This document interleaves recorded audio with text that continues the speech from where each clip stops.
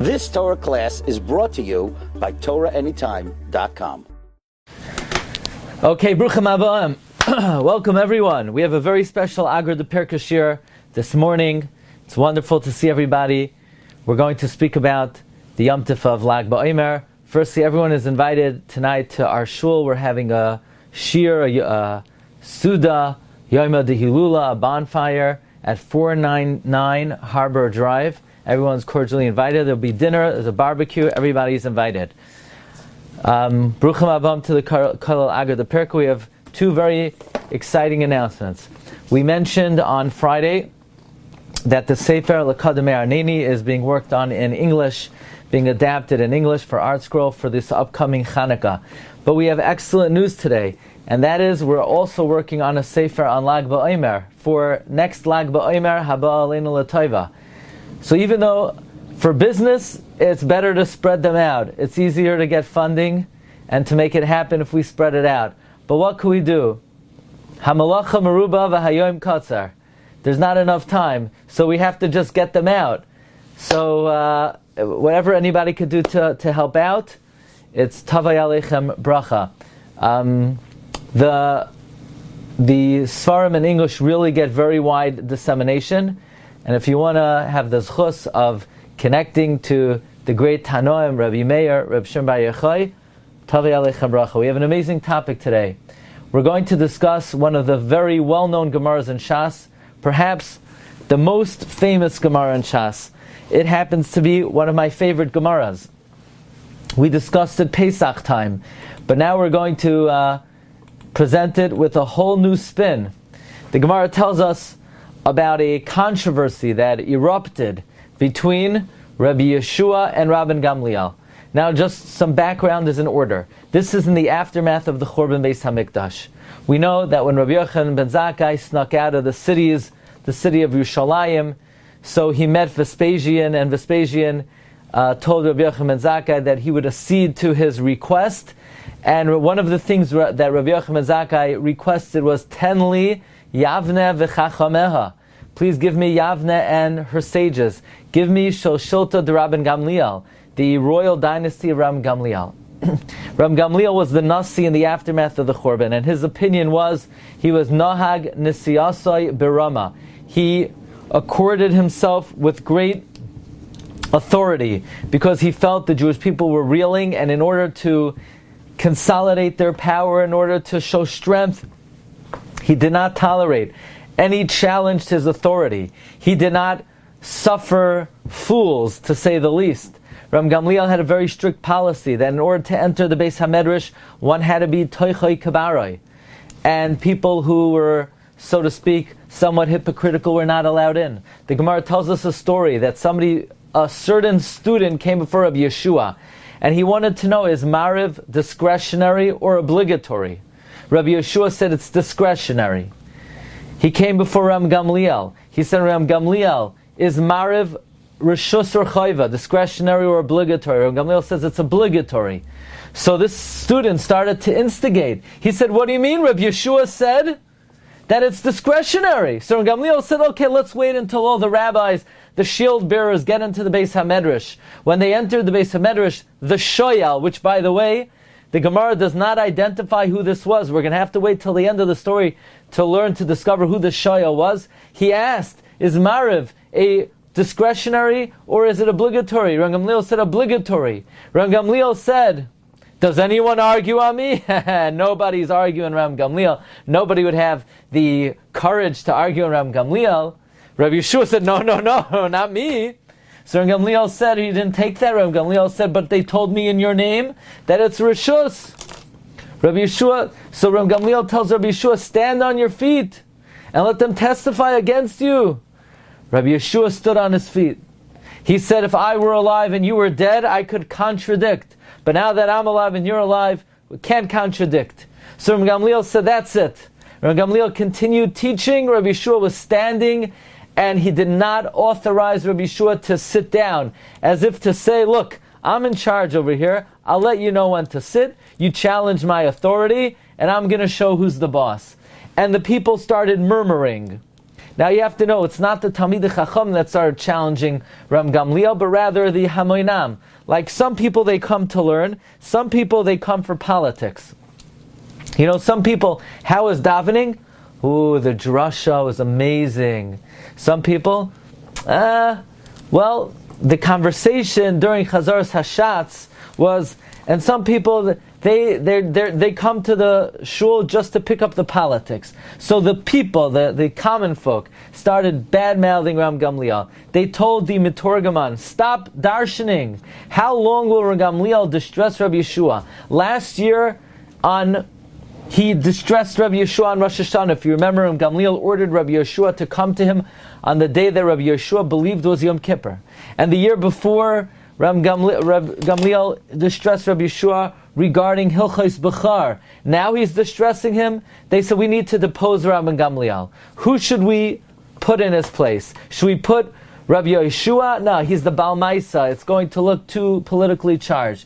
Should we appoint Rabbi Akiva? No, he doesn't have the Zuchus Avos to protect him from the wrath of Rabbi Gamliel.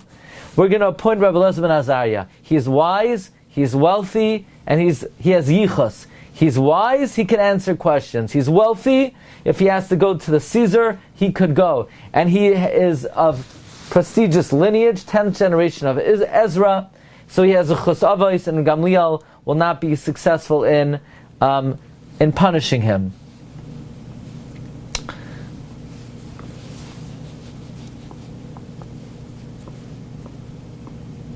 Now, Rabbi Elazar ben Azariah said, let me go ask my wife.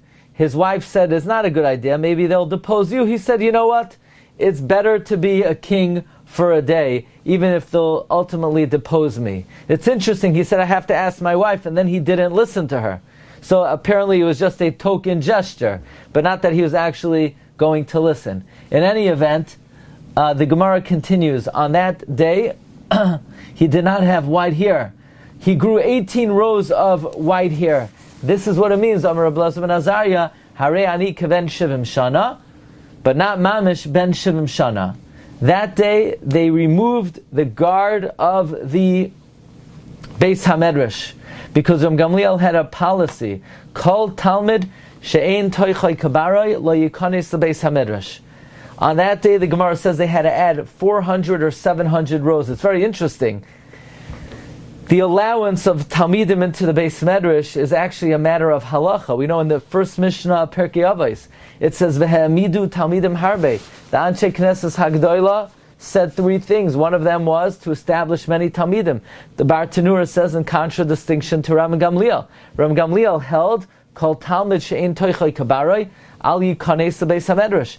The Anshe Knesset Hagdoila agreed with Rabbi Elazar ben Azariah. The Gemara continues. The Gemara says that ultimately now, the Gemara says that on that day, a Ger Moavi came to the Beis HaMedrash, and Rabbi Gamliel had problems with them because Lo Yavai Amoni Moavi Kal Hashem, and Rabbi Yeshua said, no, it's not a problem because Ba Sancherev Ubilbel Kal Ha'umais. Ba Sancherev Ubilbel Kal Ha'umais. And the Gemara says that ultimately when Gamliel felt bad, and he decided he's going to be Matthias Rabbi Yeshua. So when he got to his house, he saw that the walls were black. He says to Rabbi Yeshua, from the walls of your house, it seems like you're a blacksmith. And Rabbi Yeshua mysteriously said back, woe to the generation that you're its leader. You don't recognize, you don't feel the tsar of Talmid Chachamim, how they support themselves, how they're sustained. So when Gamliel said, I afflicted you, be moichel me, and Rabbi Yeshua didn't want to be moichel him until he said, be moichel me, leman kvoid beis Abba, in the merit of my family, in the merit of Hillel, and he did. Now the Gemara says, now that they were moichel Ram Gamliel, now that Rabbi Yeshua was moichel, so they wanted to reinstate Ram Gamliel. They didn't know what to do. To demote Rabbi Yeshua, to demote Rabbi Elazar ben Azariah, malin b'kodesh ve'ein maridin, that they should be equals. You can't do that. There can't be an assistant rabbi. It's a recipe for disaster. So what they decided was Rabbi Gamliel will darshan 3 weeks, Rabbi Elazar ben Azariah will darshan 1 week, and this is what it means, Shabbos Shelmi. To which the Gemara concludes, and who was the student that asked the question, was Mariv a Rashus or was Mariv a Chayva? It was Rabbi Shimon bar Yochai. Now there are a lot of questions you could ask over here. Why was the identity of the student so top secret that it was reserved until the end of the story to reveal? If we don't want to say who it is because he was stirring up the pot, then we shouldn't say his name in the end of the story. And if it's okay to say his name, so say his name in the beginning of the story. Why hide his identity in the beginning of the story and reveal the identity at the very end of the story? One of the most amazing Svarim, not only on Lag BaOmer, but Svarim period, is the Sefer Kedaihi Rabbi Shimon. Kedaihi Rabbi Shimon, written by the great Gaon and Baldarshan Rav Pinchas Friedman, Rosh Koilelim of Chasidei Belz. Now he's one of the Rosh Yeshiva in the Yeshivas of Belz. And he asks, and he has like 60 something Ma'amarim in his Sefer Kedaihi Rabbi Shimon, and we're going to be weaving together a number of his Ma'amarim, Maimer Samach Beis, Maimer Samach Hey, and further, many of his Ma'amarim discuss this topic. Why Yigzeh Maimer Samach Vav? Why is it that the Gemara hides the identity of the student in the beginning of the story and does not reveal the identity until the very end of the story? Furthermore, why is the RASHBI stirring the pot? After the RASHBI asks Rabbi Gamliel, is Marav Rishus or Chayva, why does he go back to Rabbi Gamliel and say, well, that's not what Rabbi Yeshua said? I mean, is that a good idea? Imagine you ask your rabbi a shaila. You go to another rabbi, you ask him the same shaila, and when he gives you a different answer, you say, well, that's not what the other rabbi said. You know, that is a one-way ticket to Shiur Machlokes. If you ask one rabbi, don't ask another rabbi. And if you ask another rabbi, have the good sense not to tell the second rabbi what the first rabbi said. I mean, what is the RASHBI doing? Why is he stoking the coals? Why is he, reitzing him on? Why is he instigating over here? It's like he's fanning. And look, the RASHBI is a student of Rabbi Akiva. He knows what happened to the students of Rabbi Akiva. Shalei Noagu Kavod Zebazeh. So once he asked Rabbi Yeshua, what's he asking Rabbi Gamliel? And Rabbi Gamliel answers him, Chas v'sholem, to tell Rabbi Gamliel what Rabbi Yeshua said. He knew Rabbi Yeshua had a history already. He knew 2 times Rabbi Gamliel had issue with Rabbi Yeshua. Why would he tell Rabbi Gamliel what Rabbi Yeshua said? And not only that, Rabbi Gamliel said, let's wait until the shield bearers enter. And then the RASHBI asks again Rabbi Gamliel, what do you say about Mariv? It's like he's setting this whole thing up.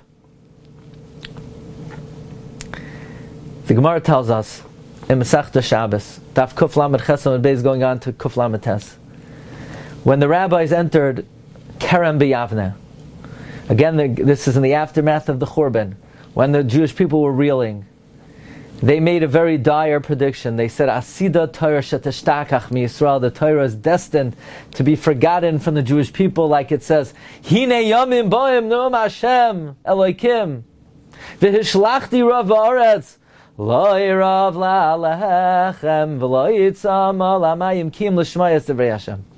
The Torah will be forgotten. Whereupon the RASHBI stood up and he said, Chas v'shalom! He says, Ki lo yisi shachach mi pi zaroi, will never be forgotten. What does it mean that they'll be searching for clear halacha?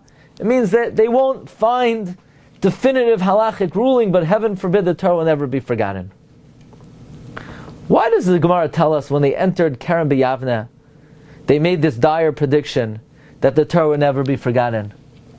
Who was the Nasi in the time of the yeshiva, the Mesivta of Kerem B'Yavne? It was Ram Gamliel of Yavne. He was the one who proclaimed, Kol Talmid she'ein toichai kabaroi lo yikanis l'beis hamekdash. And he's the one who fought with Rabbi Yeshua. Now we understand why this dire prediction was made. When the sages entered Keren B'Yavne, in the time of the Nesius of Rabbi Gamliel, who decreed that only a student, Shatoichai Kabara, is allowed into the Beis Medrash. And since, as the Gemara says in Sukkah, Ra'isi b'nei aliyah v'hein mu'atin, I see the children I see that the students who looking for aliyah are very minimal. So the rabbis said that continuing in this approach of Davka Kol Talmud Shatoichai Kabaroi Yikanei Beis HaMedrash, continuing in this approach, the Torah will be forgotten. If we insist, if we continue in the derech of Ram Gamliel, that only basically perfect Talmidim are allowed into the Beis Medrash, that's the end of it. That's the end of the Torah. Will never have continuity. There will be no endurance of the Torah. But it was the RASHBI's Shita who said, Ki lo yisishachach mi pizaroi, chas v'shalom shetishtachach Torah mi-Yisrael. Ooh, so says the Shvilei Pinchas, when the RASHBI saw that Ram Gamliel was a Nasi, and he was not allowing students into the Beis Medrash, only a student, that was Toichei Kabaroi. The RASHBI saw Baruch HaKodesh, that he had to figure out a way, Ki lo yisishachach mi pizaroi. He's going to come up with a way where they're going to depose Rabbi Gamliel, put Rabbi Lezer ben Azariah in. Rabbi Lezer ben Azariah had an open door policy, and this way all students would enter the Beis HaMedrash, and that would ensure Ki lo yisishachach mi pizaroi. So in the beginning of the story, we can't exactly say who it was, because it looks like he's just stoking the coals, he's reitzing them on, he's just, instigating, but his kavana was to remove Rabbi Gamliel, because with such a policy, the Torah would never have endurance in the Jewish people. So therefore he started this fight, so to speak, between Gamliel and Rabbi Yeshua. He said, Rabbi Yeshua, what do you say about Marav? The RASHBI knew that Rabbi Yeshua said it's Rishus. So he asked Rabbi Gamliel, what do you say about Marav? He knew Rabbi Gamliel said it's a chayva. And then he says, well, Rabbi Yeshua told me it's Rishus. Rabbi Gamliel had this all planned out. So Rabbi Gamliel calls everyone to the Beis Medrash. He calls in Rabbi Yeshua, and the beginning of the deposing of Rabbi Gamliel begins. Now we have to ask ourselves the following question. Why was Rabbi Yeshua the instrument to bring about this important remedy and tikkun in Klal Yisrael, that Rabbi Gamliel should be deposed, and we would install Rabbi Lezer ben Azariah, who would allow all Talmidim into the Beis HaMedrash? And why Rabbi Lezer ben Azariah was the one who commanded the shomer to allow everyone in? So for this we have to come to another element which is introduced to the Jewish people in the teachings of the Zohar HaKadosh of the RASHBI in Parshas Mishpatim, who says, Ve'ela ha-mishpatim asher tasim lefneihem. This refers to the area of Torah called Toras HaGilgul, the reincarnation, where even though it's above our pay grade to know what the exact meaning of it is, and it is our job, we focus on fulfilling all the halachas of the Shulchan Aruch without focusing on what is our specific mission and who were we beforehand. But nevertheless, there is a very rich tradition and Messiah regarding the Gilgulim of, most notably, individuals in the Tanakh, even Tanoim, Amoraim, and even Rishonim.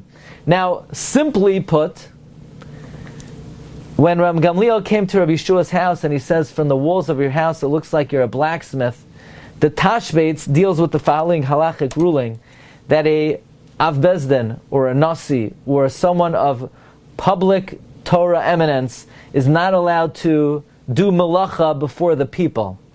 He can't be dragging benches. He can't be, mowing the lawn.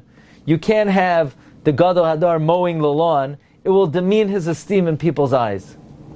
So Rabbi Gamliel sees, but b'tzina, privately, you're allowed to. Now, Rabbi Gamliel never saw Rabbi Yeshua do malacha, because Rabbi Yeshua is the Av Bezdin. But when Gamliel went to Rabbi Yeshua's house and he sees Rabbi Yeshua clearly had some kind of malacha, he was a blacksmith, he said, I didn't realize that privately you do malacha. To which Rabbi Yeshua said back, woe to us that you're the Gadol Hadar.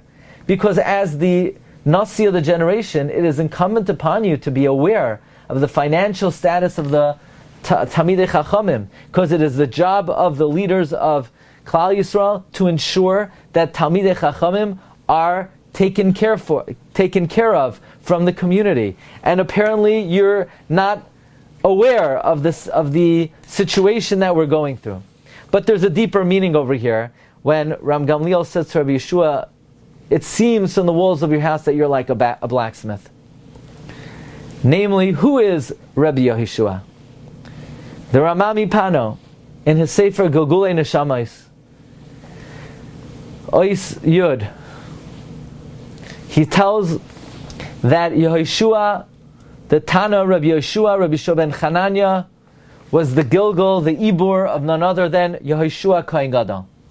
We know Yehoshua ben Kohen Gadol was thrown into the fire with Achav. And the reason is, the pasuk says, Vayareini es Yehoshua ha-Kohen ha-Gadol oimed lifnei malach Hashem v'hasatan oimed al yamino ha'yelisidnai.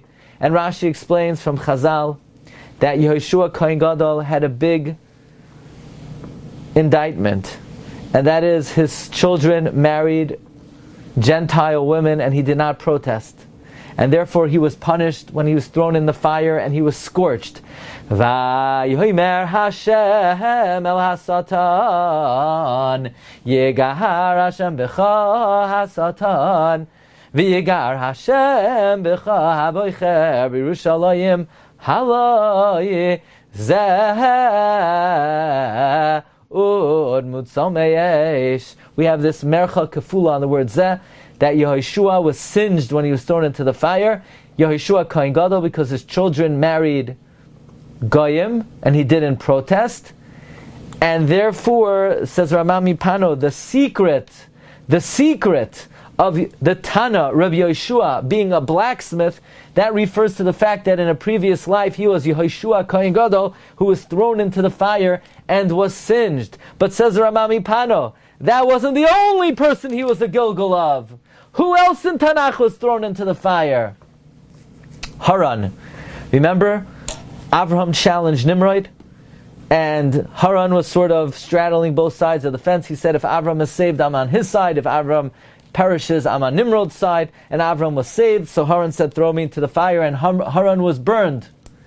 So Haran was not really Moser Nefesh al Kiddush Hashem. He thought he would be saved. And says the Ramah in Gilgulei Neshamos, Haran was Nisgalgel as Yehoshua Kohen Gadol, who is the Ud Mutzo Meish, the firebrand saved from the fire. Haran was the one who Nimrod threw in the fire, and because he was Moser Nefesh al Kiddush Hashem, he was elevated to the level of Yehoshua Kohen Gadol, who was the Tikkun of Haran, and Hashem wanted to save him because he died al Kiddush Hashem, and therefore the second time around when he became Yehoshua Kohen Gadol, he was saved. But even Yehoshua Kohen Gadol had an infraction; he let his children marry Goyim, so he was Nisgalgel as the Tano Yehoshua. Marv Rabbeisai. Now we see from Rabbi Yehoshua the idea of Kol Talmid She'ein Toichai Kabaroi. We could bring him into the Beis Medrash. Because even though first time around Haran maybe he had improper motives, but second time around he was a bigger tzaddik, and ultimately he was elevated to the status of the Tana Yehoshua. So we see from the life of Rabbi Yehoshua that even though in the beginning you're ein toichai kabaroi, let him into the Beis Medrash, mitoich shaloi lishma ba lishma. Mitoich shaloi lishma ba lishma. Now, the Shvilei Pinchas in his Sefer K'dai, Reb Shimon says this is the secret of what we say in Avos to Reb Nasan, that Rabbi Yochanan Zakkai said about Rabbi Yeshua ben Chananya that he's a chut hameshulash, a thrice repeated thread. How is he a chud hameshulash? Haran, Yehoshua Kohen Gadol, Rabbi Yehoshua ben Chananya. And Mar Rabbi Isai, who was Rabbi Elazar ben Azariah? Says Ramami Pano. Not only was Rabbi Elazar ben Azariah 10th generation from Ezra, and not only was he a Kohen, and not only was he wealthy like Ezra and a Kohen like Ezra, but says Ramami Pano, he was the Gilgul of Ezra. Rabbi Elazar ben Azariah was the Gilgul of Ezra. And who was Ram Gamliel? Ram Gamliel was the Gilgul of Nehemiah. And why did Ram Gamliel lose his Nesios? Marv Rabbi Isai. Because just like Nehemiah, if you remember, we're going to learn momentarily, the Gemara asks, Sefer Ezra Nehemiah, who wrote it? It was mostly written by Nehemiah. So why isn't it called Nehemiah? Why is it called Ezra? So the Gemara in Sanhedrin says, because Nehemiah kept on saying, Hashem, remember my merits, remember my tzidkos, remember my righteousness, remember my zuchusim. So because Nehemiah kept on saying, God, remember me l'toiva, we don't call the Sefer Nehemiah, we call it Ezra. So likewise, Rabbi Gamliel, he exerted his authority like Nehemiah, and therefore he lost his Nesios. Ram Gamliel was the Gilgal of Nehemiah. And just like Nehemiah asserted himself excessively with authority, and he said to Hashem, remember me for good, remember me for good, remember me for good, and he lost the name of his Sefer, so too Ram Gamliel asserted himself too many times, and therefore he lost his Nesios. Marv Rabbi Isai. We know, by the way, it's very interesting that originally, when the Torah was forgotten, Ezra went up and he reminded us the Torah. He strengthened the Torah. So we could say likewise, Marv Rabbi Isai. Rabbi Elazar ben Azariah, the Gilgul of Ezra, when the Torah was going to be forgotten in Kerem B'Yavneh, so Rabbi Elazar ben Azariah was ensured the Torah would not be forgotten. Just like Ezra. Allah mi Bavel v'yasta, Rabbi Elazar ben Azariah, Allah, and he reminded us the Torah. By the way, there's an incredible Malbim. The Malbim says, Shimon HaTzadik was Mashiach Knesset Agdala. He said that the world stands on three things: Torah, Avodah, Gmos Chasadim. In the times of the Anshe Knesset Agdala, these three pillars were fortified. Through Zerubbabel, Yoshua, they fortified Avodah. Ezra fortified Torah, and then Nehemiah built up the walls.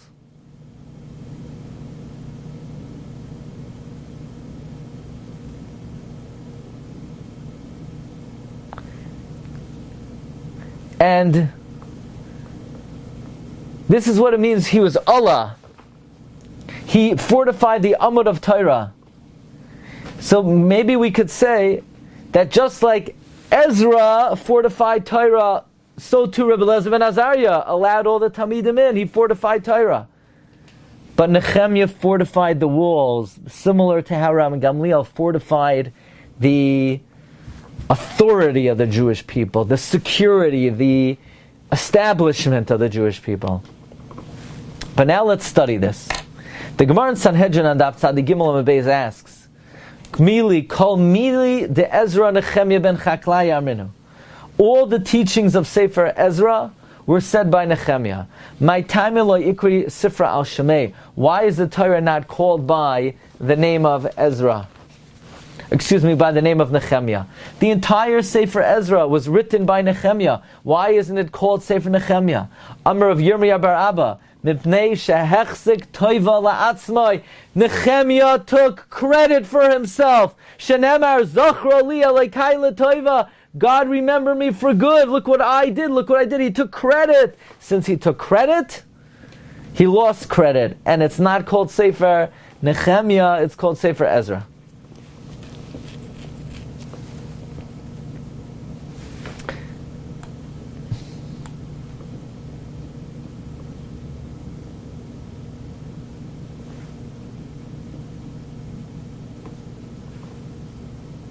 By the way, it comes out amazing, Reb Pinchas Frieden points out.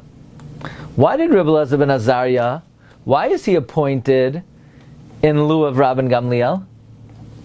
It comes out amazing. Just like Nehemiah lost the name of his Sefer to Ezra, you hear this? Rabban Gamliel lost the Nesius to Rabbi Elazar ben Azariah. Now the Ramah Mipano doesn't spell this out exactly. The Ramah Mipano just says that Ezra, Rabbi Elazar ben Azariah was Ezra, Rabban Gamliel was Nehemiah, and because Nehemiah said, "Remember me for good," Rabban Gamliel lost his Nesius.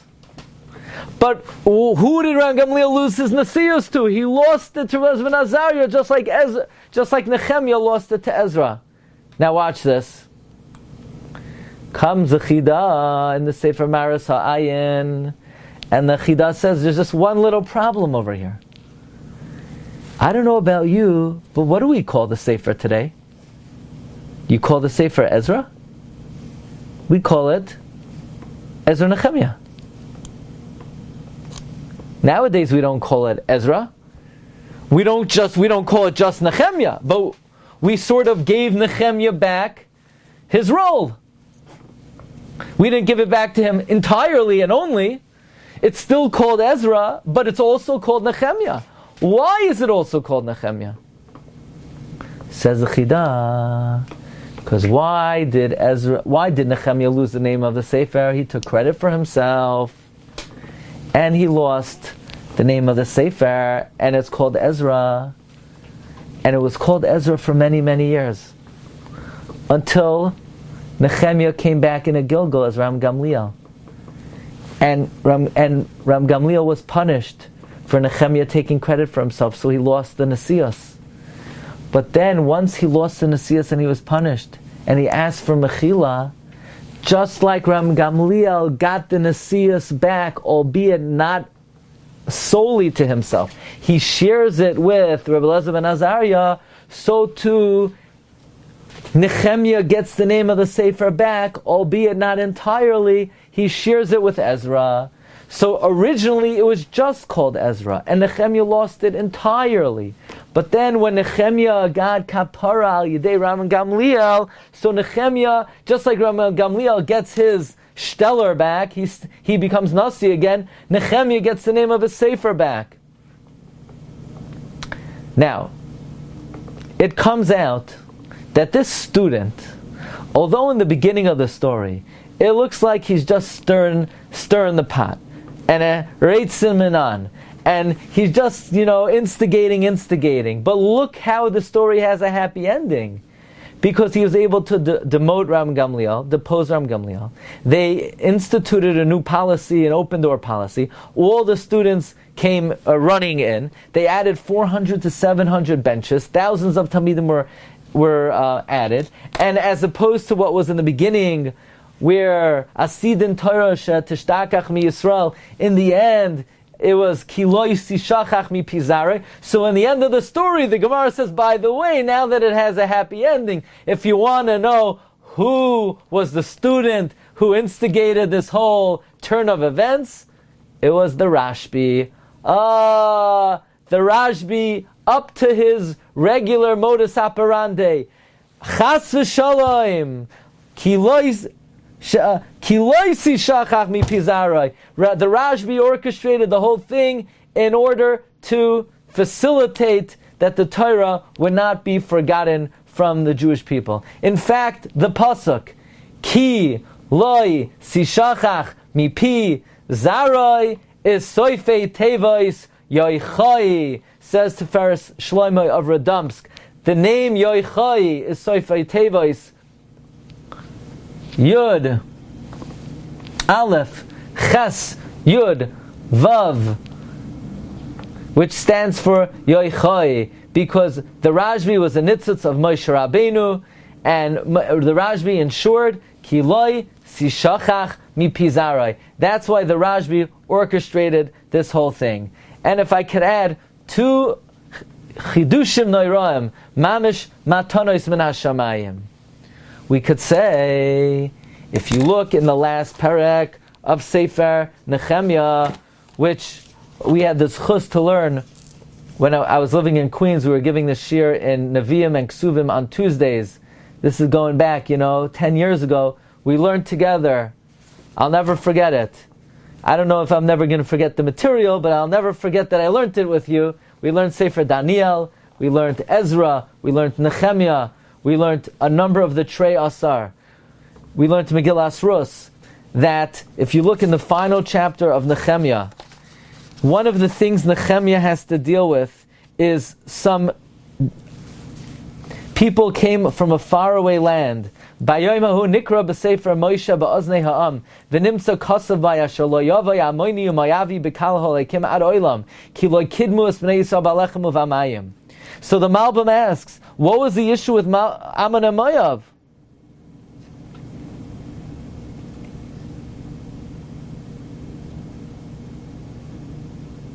What was the issue? Didn't Sancheiriv come and he was mevalbel kol ha'umais, like Rabbi Yeshua says in Brachos?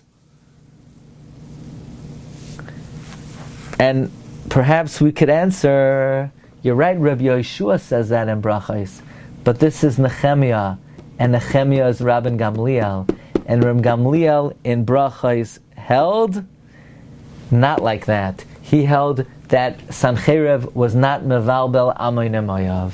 So Nehemiah here in Parak Yud Nehemiah is Rabbi Gamliel l'shitase, who did not hold Sancheiriv was mevalbel Ammon and Moav. And if we may add another amazing idea, the reason why Rabbi Gamliel lost his nasius is he followed in the ways of Nehemiah. He exerted too much authority over Rabbi Yeshua, just like Nehemiah said, God remember me for good. How many times does Nehemiah, in the final chapter of Nehemiah, say, God remember me for good? Well, in Parak Yud Gimel Pasuk Yadalid, Zachra li Elokai al Zois. Then we have in Pasuk Chaf Beis, Zachra li Elokai v'chusa alai k'roiv rachamecha. Then we have in Pasuk Lamed Aleph, Zachar li Elokai l'toiva. 3 times Nehemiah says, remember me for good. And corresponding to that, Rabbi Gamliel asserts his authority over Rabbi Yeshua 3 times. Once in Bechayros, once in Rosh Hashanah, and once regarding whether Marav is Rishus, or if Marav is a Chayva. So, it's very interesting that who orchestrated this whole turn of events, that the Torah would not be forgotten from the Jewish people, that Rabbi Gamliel was deposed, that we were able to ensure that there's no closed door policy. This was all instituted by the RASHBI, but we don't say his name. It occurred to me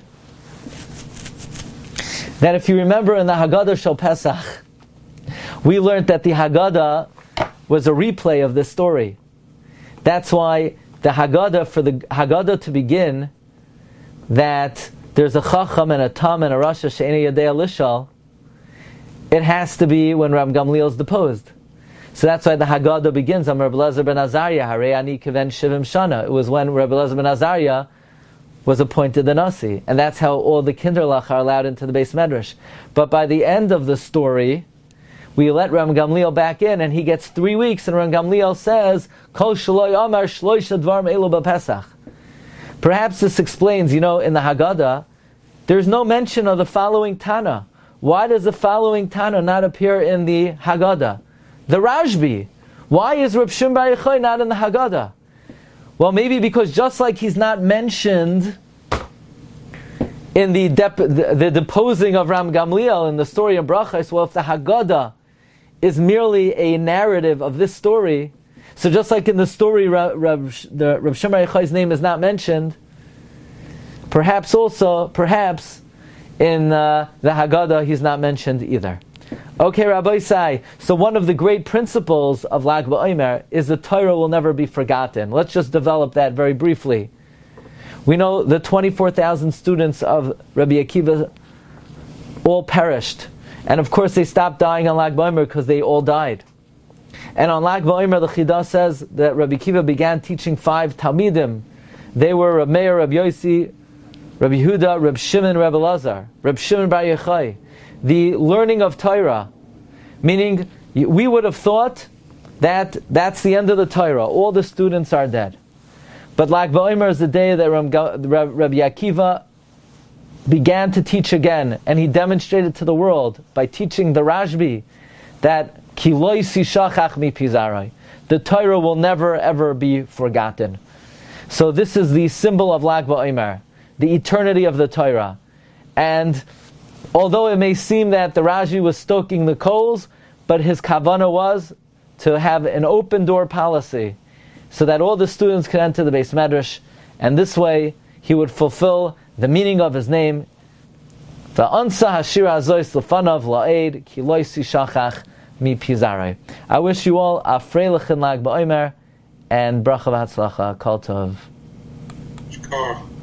Baruch tiyah. Rebbe. Yes. When the RASHBI wanted to protect learning for the future. You've just experienced another Torah class brought to you by TorahAnytime.com.